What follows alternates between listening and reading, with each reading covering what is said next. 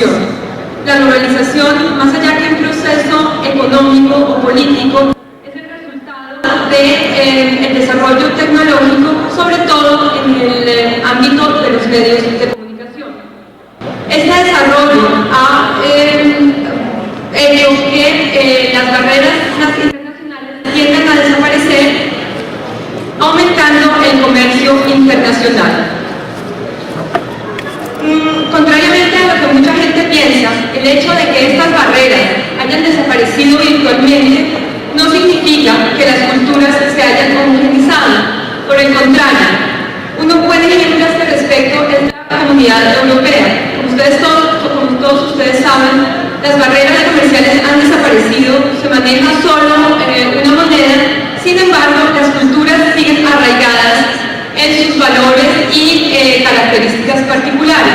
Por lo tanto, podemos hablar de una cultura de negociación alemana que es muy diferente a una cultura de negociación inglesa, francesa o española.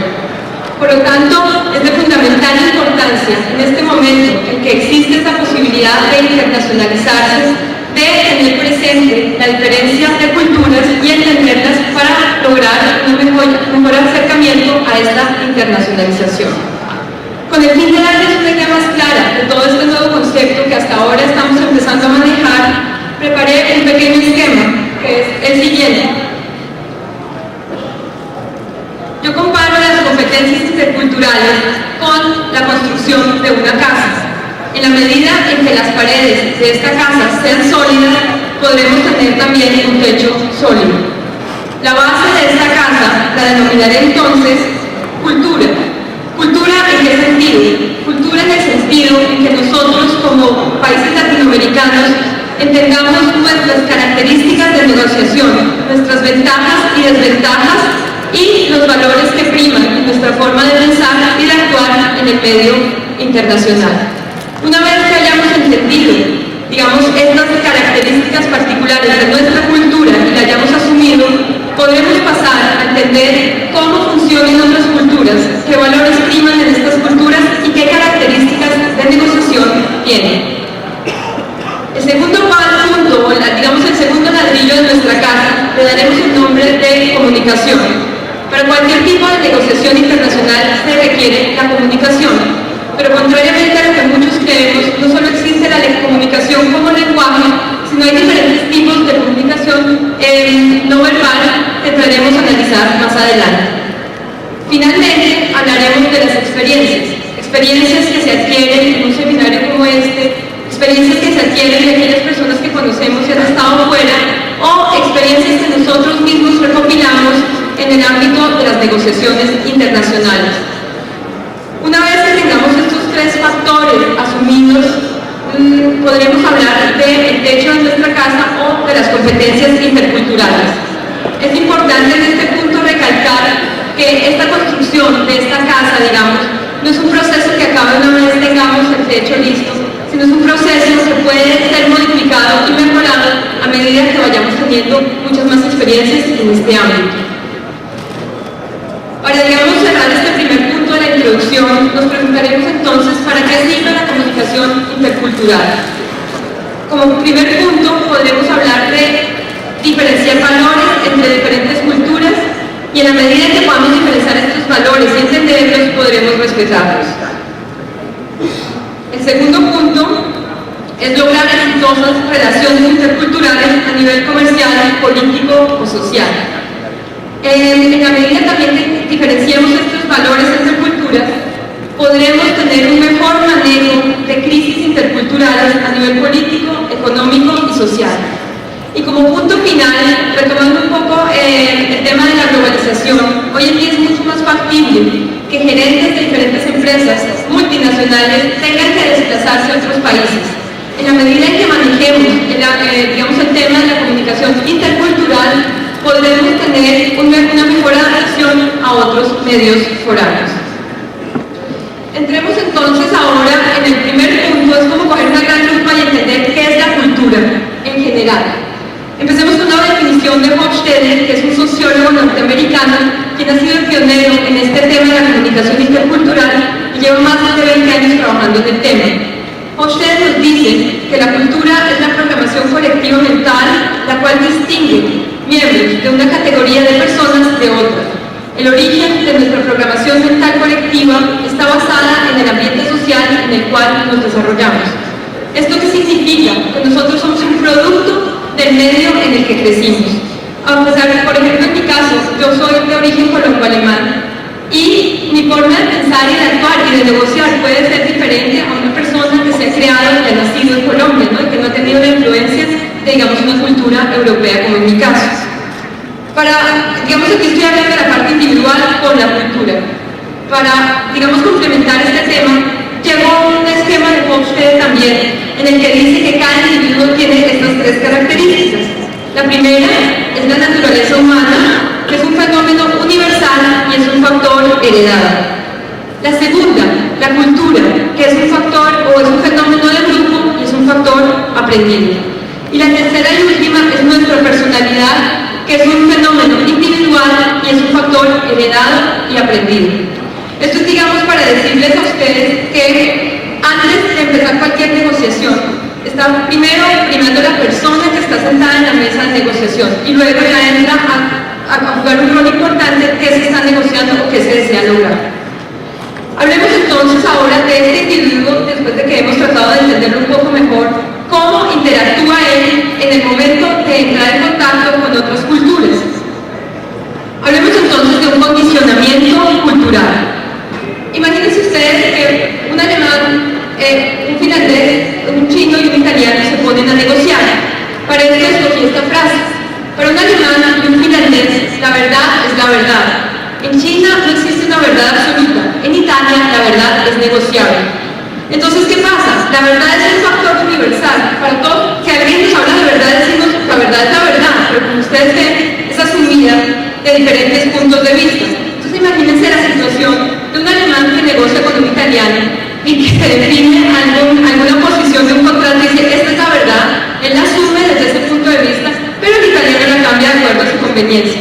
Y esto crea uno de los grandes conflictos que hay a nivel de negociaciones, digamos, entre alemanes e italianos, a pesar de que exista la Unión Europea. En cuanto al condicionamiento cultural, saqué dos factores, que son los dos principales factores que pueden llegar a crear conflicto en el momento de una negociación intercultural. El primero es el etnocentrismo. El etnocentrismo es una tendencia a evaluar el comportamiento foráneo a partir de los estándares propios de la cultura y creer que la cultura propia es superior a muchas otras. En otras palabras, es decir, nosotros somos los mejores. Esto es una característica que tiene cualquier cultura en cualquier lugar del mundo. Entonces no es de extrañar que los norteamericanos en un momento dado digan que nosotros somos los más fuertes, los más modernos, los más ricos. Los franceses dirán que son intelectualmente superiores, los japoneses se sentirán inclusive superiores a los franceses por su tradición milenaria y su filosofía, los españoles se sentirán muy valerosos, los alemanes se sienten, más fuertes porque son supremamente ordenados y concretos, y finalmente, por decir algo, nosotros ya que estamos en Colombia, podemos decir que somos los más echados para adelante. Eso está muy bien. La idea aquí es, primero, no entrar a criticar si los norteamericanos, son los más fuertes o no, o los españoles son los más valerosos, o nosotros somos los más echados para adelante. El punto es respetar esta parte y antes de entrar a hacer una, comunicación intercultural, no crearse barreras o predisposiciones antes de empezar la negociación. Por otra parte, el punto de echados para adelante, eso está muy bien, pero no hay que sentarse en los laureles. El hecho de que seamos echados para adelante está muy bien, pero es el qué queremos lograr, pero no hay que olvidar el cómo. Entonces, en este punto, primero, respeto a otras culturas y crear un equilibrio con respecto a lo que nosotros creemos de nosotros mismos. ¿Qué es cierto y qué no es cierto y cómo podemos mejorarlo? Es casi como jugar a hacer la autocrítica. Aquí está, respetar las diferencias. El segundo punto del condicionamiento cultural es algo que suele pasar muy frecuentemente y es qué es normal y qué es anormal. En la medida que nosotros estamos en un ámbito en que conocemos, con gente que conocemos y se comporta como nosotros creemos que es correcto comportarse, nos sentimos a gusto y nos sentimos en una situación normal. En el momento que esta gente reacciona de una forma diferente, que no entendemos, tendemos a, corrernos para atrás y decir, esto es anormal.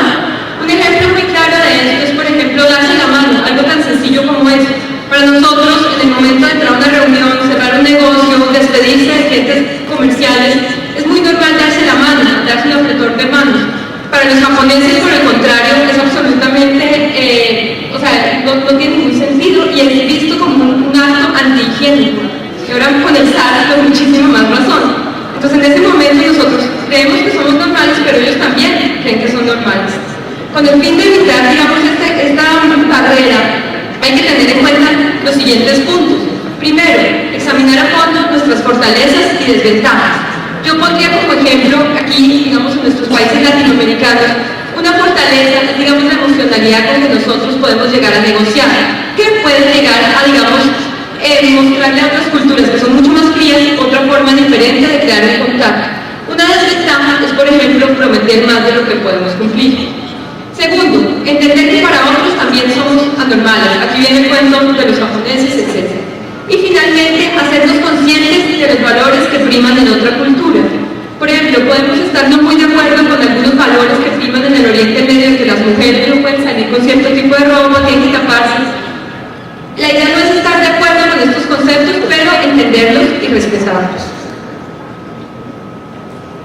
Bueno, ya analizamos entonces en la cultura la parte individual, luego la parte de cómo el individuo entra a interactuar con otros individuos de otra cultura, y la idea ahorita es como tener en cuenta qué tipos de culturas existen a nivel mundial. Esto es una generalización, somos demasiados millones de personas y la idea no es meternos en un cajón todos, pero es como para darnos una idea de qué, digamos, características se aplican a ciertas partes del mundo y cómo pueden llegar a chocar entre ellas y por qué. Entonces hablemos de, primero, las culturas lineativas. Son aquellas culturas que planean con tiempo, hacen una sola cosa a la vez, tienen horas fijas y estrictas de trabajo, son por lo general muy puntuales, son orientados al trabajo y a la eficiencia y confrontan situaciones de riesgo y peligro con lógica. Tenemos entonces como segundo punto las culturas multiactivas. Son aquellas que improvisan, que hacen varias cosas a la vez, que trabajan a cualquier hora, son por lo general impuntuales, son muy orientadas a la gente y confrontan las situaciones de peligro con emociones. Finalmente, tenemos las culturas reactivas, que son aquellas que observan, reaccionan, tienen horas flexibles de trabajo, son muy puntuales, son orientadas a la gente y por lo general evitan confrontaciones. Ustedes se preguntarán entonces, bueno, ¿a quién metemos en qué esquema? La respuesta es la siguiente. Las lineativas son los alemanes, por lo general, norteamericanos, suizos e ingleses. Las multiactivas son los latinoamericanos, árabes y la mayoría de las culturas mediterráneas. Finalmente, las reactivas son los asiáticos y los finlandeses. Les repito, esto es una generalización, no quiere decir que 100% de los asiáticos se comporten de esa manera o los latinoamericanos, hay excepciones como en todo. Entonces, como para darnos una idea de cómo podrían interactuar estas tres tendencias, digamos, preparé un pequeño ejemplo. Imagínense que alemanes, italianos y orientales se encuentran en un congreso y tienen que hacer negociaciones entre ellos. ¿Qué sucede? Los alemanes ven a los italianos como gente que gesticulan en caos, no les entienden nada. Los italianos ven a los alemanes como gente esclava del tiempo y la perfección. Con esta gente no se puede negociar porque son supremamente secos. Mientras tanto, los japoneses observan y aprenden de cada comportamiento.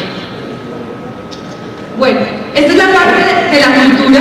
Para cerrar este primer módulo, como conclusión inicial, yo solo diría que es importante tener en cuenta, si ustedes en algún momento van a tener algún tipo de contacto internacional, antes de lo que se quiera lograr, de los objetivos del negocio, están ustedes como una persona de una cultura determinada, sentada enfrente de otra persona con otra cultura determinada. Y esta barrera, o sea, esta comunicación tiene que llegar a un buen punto para que el resto se dé. En la medida que esta comunicación no funcione, puede haber malentendidos, pérdida de tiempo y por lo tanto de dinero en una comunicación intercultural.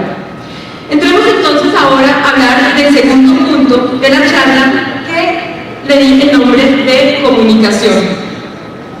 Ustedes dirán, bueno, la comunicación es algo súper sencillo, súper normal, pero la idea es aquí tratar de demostrar que no es tan fácil como nosotros creemos. Empecemos por el lenguaje. ¿Qué es el lenguaje? El lenguaje es un monólogo interno, es un proceso mental interno que luego se representa representa en palabras. Pero ojo, el monólogo interno, o sea, lo que yo pienso, es diferente a lo que puede pensar un argentino, un alemán, un chino, un inglés o un francés. En esta medida, a pesar de que dominemos el idioma o haya un idioma universal que se utilice en una negociación como el inglés, puede haber un problema. ¿Por qué? Porque este idioma se puede volver una camisa de fuerzas, ya que en diferentes idiomas se utilizan diferentes construcciones de palabras o descripciones para representar una idea. Les doy un ejemplo un poco extremo. Nosotros si pensamos en verde, hay dos tipos de verde, verde claro, verde oscuro. Verde representa naturaleza, en fin. En algunas etnias zulús, que nunca vamos a negociar con ellos, pero es un ejemplo de todas formas, existen 35 definiciones de verde como palabras.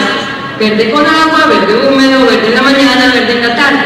Entonces el concepto como tal de verde es diferente. Y esto es lo que les digo, es un caso extremo, pero en culturas occidentales también existe una forma diferente de expresar que hay que tener en cuenta.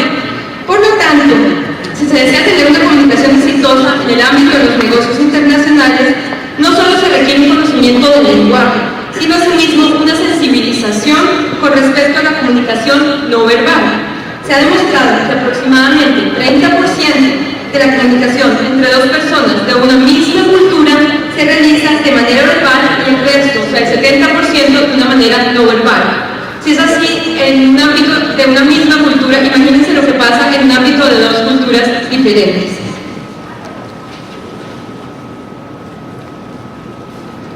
Entonces, hablemos de la comunicación no verbal. La comunicación no verbal es una forma efectiva de enviar mensajes sobre sentimientos y estados emocionales, respaldar la comunicación verbal y determinar el ritmo y dirección de una comunicación entre dos personas.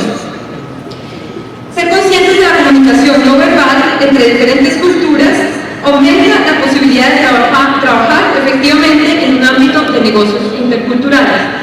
Empecemos entonces con el primer punto de la comunicación no verbal, a la que le daremos el nombre de postura del cuerpo. En la postura del cuerpo de la persona que está sentada frente a nosotros podemos leer muchísimas más cosas de lo que nos está diciendo en un momento determinado. Podemos saber si es una persona supremamente abierta, es una persona cerrada, es una persona segura, es una persona insegura, es una persona conservadora, es una persona liberal, es una persona que quiere hacer negocios con nosotros o que no quiere hacer negocios con nosotros. Entonces, esto hay que tenerlo en cuenta. El ejemplo que traje es un poco banal, pero me pareció importante para expresarlo aquí. Aquí vemos a la famosísima Lady Di. Si ustedes recuerdan, fue una mujer supremamente infeliz durante su vida matrimonial y en todas las fotos que se veía totalmente insegura y feliz. Esto fue un experimento prácticamente que hizo un fotógrafo finlandés quien la invitó durante 2 semanas a una isla espectacular en el Mediterráneo y le tomó las fotos. Como ustedes ven, el resultado es muy claro, ¿no? O sea, una persona relajada, tranquila, alegre. Ok. Pasemos al segundo punto, el manejo de las manos. Kant llamó con razón a las manos la parte visible del cerebro.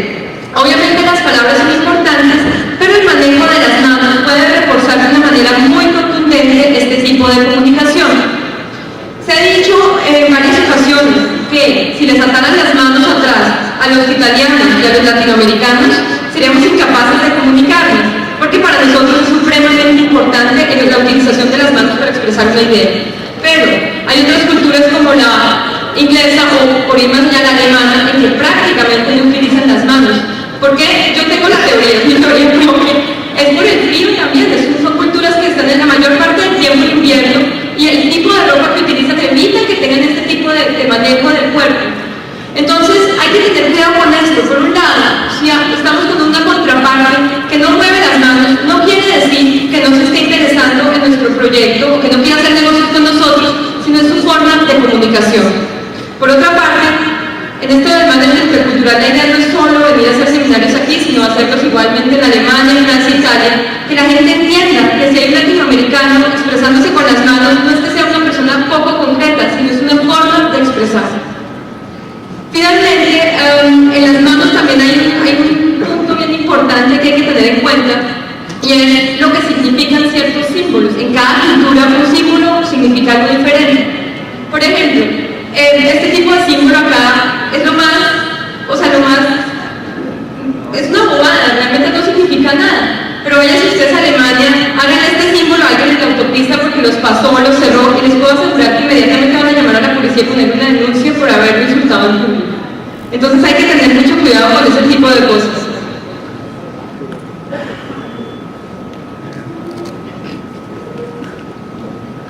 Las expresiones faciales.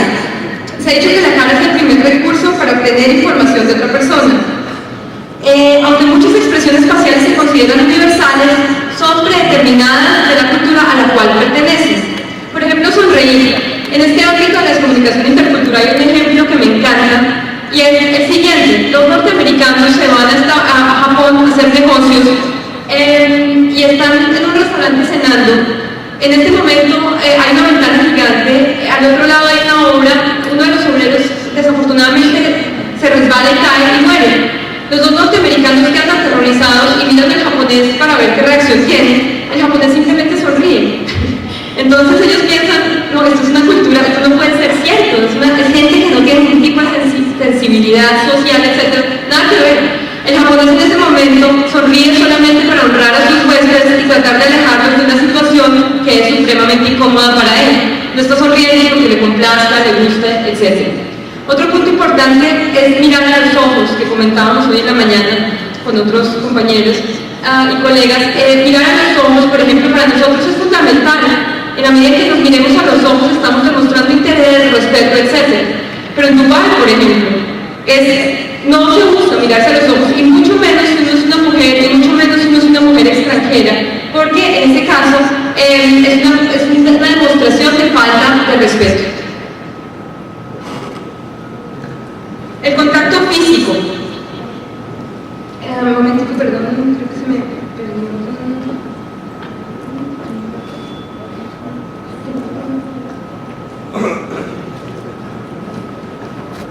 Perdón, ya. Gracias. El espacio personal. El espacio personal es supremamente importante para nosotros.